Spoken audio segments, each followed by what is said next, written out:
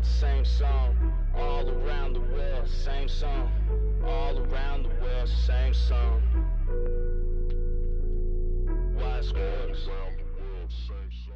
Welcome in, everybody. This is your boy Rad. I'm here with Reckless. This is the very first episode of Southside Manor. Hey.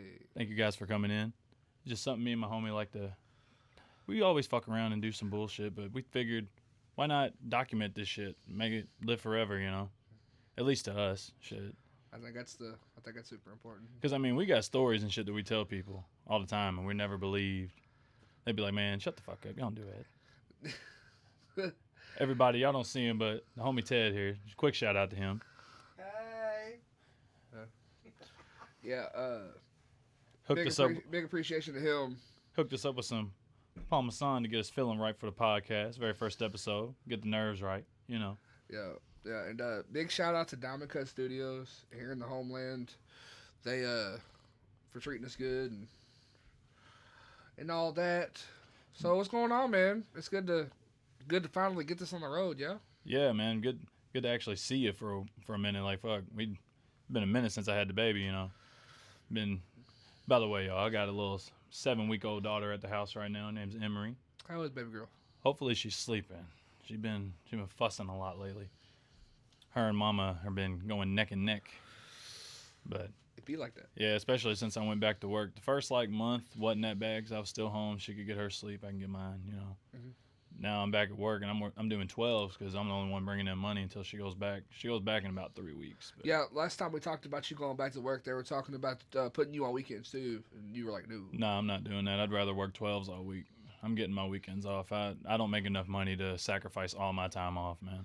Which I don't think anybody fucking does, to be honest. You need a time to rest, you know? Yeah, we got a guy staying with us at our house right now. Real sweet guy. And he's talking about working 80 hours a week, you know, just to stack the checks. And I'm just like, bro, when do you want to sleep? Like, sometimes you got to breathe. Well, 80 hours ain't that bad, man. The most I've ever worked in a week was like 110, 111 back when I was working at the fair. I mean, that is a lot, though. Like, when you're trying to make time for kids and everything. And it's like, you got to have time to shit, shower, shave. You know what I'm saying? Yeah. Like, it's not a life to live when you sleep. You get up, you go to work. You come home from work just to sleep again. Yeah, that's how I'm doing it right now, man. I get home normally about right before 8 o'clock. As soon as I get home, I shower. I make me something small to eat, like some ravioli or some noodles or some shit, and I tell her, go to bed. I got the baby. Yep. I feed the baby. After me and her eat, we probably take about 2 to 3 hour nap, damn near every morning. Teamwork makes the dream work, man. I mean, I feel like I could do more. You know, I always feel like I can do more. That's the selfless part. As soon as I had the baby, fuck me, you know. Yeah, I think like a general thing here. You know, I think everybody can learn from this. While you feel like you can always do more, there's always a time where you could always be doing less, though. You know what I mean? Well, yeah, but there are people out there who don't do anything for their kids. So you're doing a good job. I have a very bad anxiety mindset. Like, I'm always thinking this isn't gonna last forever. Like, there's gonna be one day I don't wake up. You know what I mean? And yeah. That eats at me a lot. I feel like I waste a lot of my time because I could be doing so much shit. Like, even with the music, I feel like there's so much shit I could be doing. I hate that I don't sit there and try to learn that shit, like, piece by piece by piece. But anyway, we went off on a little tangent there, but... No, I mean, it's all good, man. I think it's important to talk about it, you know, being a dad and everything. Like, Daniel's at my house. I have an 8-year-old boy. Yeah.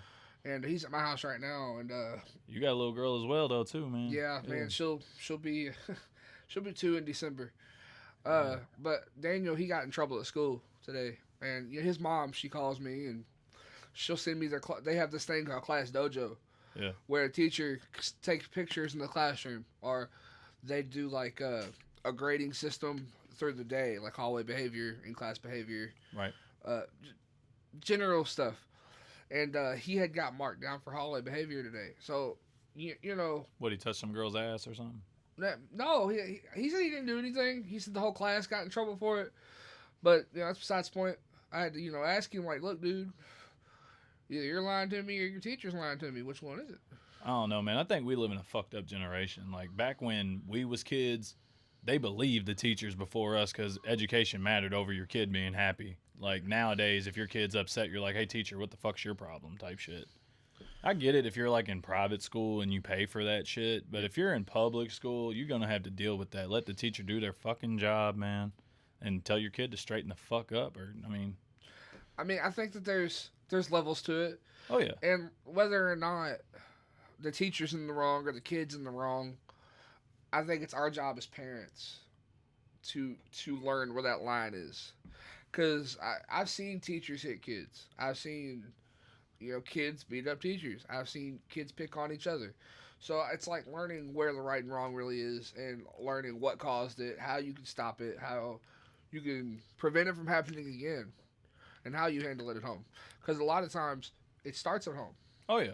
And especially like when a kid is from a broken home, they're going between houses. That kid's going through a lot of shit. Yeah. And they pick up a lot of traumatic tendencies from that. Well, kids go through a lot anyway, man. Growing up, your body changes. Your voice changes. You ain't cute no more, motherfucker. Like, you go, I don't know, man. That's factual though. Back when I was in school, I did good in school all the time, but I had an attitude to where this shit isn't helping me. Like, this isn't the education that I need type shit. My guy, speaking of going to school, I looked at my transcripts the other day. Okay, my high school transcripts. Yeah. I missed an accumulative of 146 days between 11th and 12th grade. Jesus. I would have beat my own ass. Man, I don't know what the fuck I was doing. You know how old you sound right now. See, I was bad my junior year. That's back when I got told, hey, you can't play basketball. You got a heart condition, blah, blah, blah. And that's when old girl I was with ended up cheating on me and shit. I stopped giving a fuck. I let my hair grow out. You remember my hair was down almost by my ass type shit.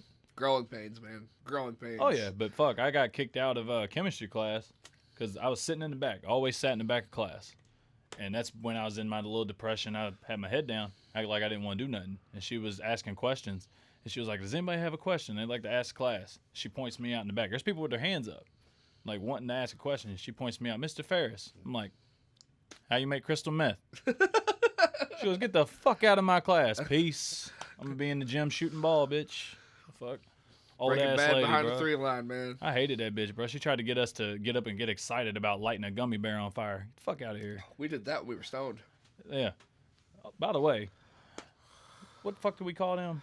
Jelly bellies, man. Yeah, jelly bellies. I remember we were 19 years old and high as hell. We were sitting in your mom's house. Yeah. And in the old bedroom. Yeah, in the old bedroom, man, in front of the house, and we decided that it was 3:00 in the morning, and there was a lot of weed and a lot of liquor involved, and we ended up going to Thornton's or Speedway. Speedway. It was, we ended up going to Speedway, and guys, I shit you not, we were looking for marshmallows, and we couldn't find them, but we go to the back of the store into an empty area. I don't know why. Lo and behold, to the left, angelic sounds. Bro, we like turned at the same fucking time. Like a Harold and Kumar moment when they got the burgers finally. Yep, it's like, duh. So, I mean, that was a true revelation right there, man. We did not hesitate. And this motherfucker being so damn high, he's like, I got an idea. I'm going to break this motherfucker open, and I'm going to put a gummy bear in it. And then I'm going to light this bitch on fire. I torched that bitch, man. I torched it, and it wasn't as appetizing as it sounds, because gummy bears, they don't melt the way we want them to. No, but it was a really gooey hard candy. It was actually kind of delicious. They get like a hard caramel like thing on the end of it. It wasn't terrible, man. That's that high shit. We call those high deals. Well, fuck, man. I remember one time we got it was sausage pizza, but it was cold pizza. It had been sitting there. We ordered pizza and it just sat. Because we was doing other dumb shit. I had a little booth set up in the room. We had a weak-ass little Samsung Meteor mic or whatever. I remember that. With some skull candies, and we thought we was high shit. We was like, man, we got this. We're gonna do Dude, something. I remember buying that stuff. Yeah, that's what I'm saying. And then, where was like, oh yeah, pizza. We had Krispy Kreme donuts. They were the glazed ones with chocolate on top. It was actually pretty fucking good. Like, it might have been because we were highly intoxicated, but yeah, I mean, speaking of intoxication, man, I remember being underage at the time, and it's don't drink underage. That's a lie. No, we don't drink underage. But we were underage at the time, and Heaven Hill, man, you remember Heaven Hill? Yeah. You know how many times I lost my voice drinking Heaven Hill? You wake up, you're like, I can't breathe. Remember how many times we lost our guts? Yeah. I remember puking up a whole bowl of Alfredo with some Big Red in it. God, dude. It was disgusting. That was my first time ever getting shit-faced drunk. I had to throw away my mattress, bro. I remember standing up. I stood up, and everything was fine until I was on my feet. Oh, yeah. And next thing I know, the wall's on the floor. And I'm like, oh, all right, then. That was a hard lesson to learn right there, Bubba. I know we're over here telling stories. I want to get to what this podcast is generally going to be. You got just a taste of it right there. Like, we're going to be doing stories, basically. We want to get into the local music scene in Louisville and start bringing artists in, interviewing them, talking about their upcoming projects, people we respect, people we look up to type shit. Ted is going to be on an episode. I think he says he don't want to be on camera, but fuck that. I think the Louisville metro music scene is talented specifically. I think we have a lot of flavor that a lot of people don't know about. Hell, dude, the state of Kentucky in general. Fuck, Lake House out in Oldham County, dude, I used to fuck with. There's a lot of cats in Lexington too that are huge. So it's like with guys like Harlow finally breaking the mold. We had Tiller go. We had Blasian kind of step out of his box, but Harlow really broke the mold. Dude, I love Tiller to death. I think Harlow gonna be on another level. Like, dude is just a fucking rapper. Like, oh, dude, he's putting on, man. Oh, yeah. He's putting on for us, man, and I love that about the guy. Yeah. You know, because he is no shame in where he come from, and everything that he does for the city it's not overlooked. I'm waiting for him to do something. He ain't got big time money yet. Like, he's still doing tours and shit to get paid, you know, and all that, but he ain't got the Tiller level money yet. Mm-hmm. Tiller, he got that money to where he fucking renovated the park and all that, which it's looking shitty now, but that's Louisville for you. Yeah, man, I've done some digging and I've done some reading, and I heard Tiller didn't pay for that park, man. I heard that he had talked to the city about renovations, and the city did that. He didn't have no input on that at all? I don't know if he put dollars towards that or not. We're gonna have to look that up, but I do know that the city helped a lot with that, if that was the case. Hell, they could have did that to a different park, though. I love Wyandotte and all that, but, man, that's a stretch right there, man. I remember me and Matt got jumped up there one time. I mean, you know, that's anywhere you go, though. No, it's not. I don't feel like anywhere we go is like considered a safe zone anymore. Dude, we grew up in the South, you know, in the South. That's our stomping grounds. Yeah. And I remember us walking around 3 or 4 o'clock in the morning feeling safer. You know, I was living in the West End at the time. And I felt safer in the South because it was more of my home. Yeah. But, you know, as I've gotten older and I've moved back home from the sticks, I've realized it's really all the same, man. It's just about you keeping your nose clean and staying out of the way. I don't know, man. The whole not being safe shit, I think that's a fucking lie. I grew up, like, you know where I grew up, over 7 Algonquin type shit. Mm-hmm. Like, it's not the worst spot in Louisville, but it's not the best. Park Hill's right around the corner, man. Yeah. Like, there's fucking drug deals every day, people getting shot every day.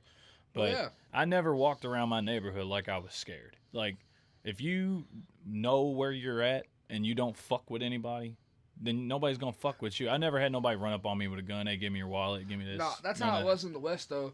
Is like, when I grew up on 36th Street. Yeah. So, it's like, people who knew me and I knew them, I stayed on real parts that I was aware of.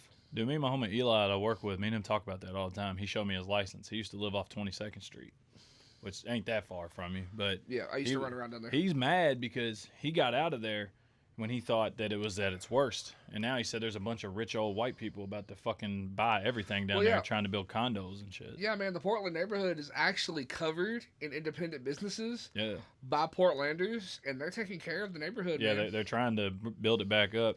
But here's my thing. Where's all the violence and shit going to go? It's just going to push it more downtown. I feel like it's all just kind of spread out everywhere. If it didn't come to our neighborhood, it's out Beachmont, or you said it's downtown going towards the east side, or it's going across the bridge. That one thing, remember the night you was at the house and a shooting happened, bro? Mm-hmm. It shook me up. We were sitting there in my living room just watching fucking Pokemon videos. We was high as shit. And we thought it was fireworks at first, but we got up and looked. There's this car just busting fucking shots, man. Well, see, that was natural to me. So I could be sitting outside here, gunshots, I don't duck because I'm used to that shit. Fuck that, man. I turn my light off immediately. A witness is a witness.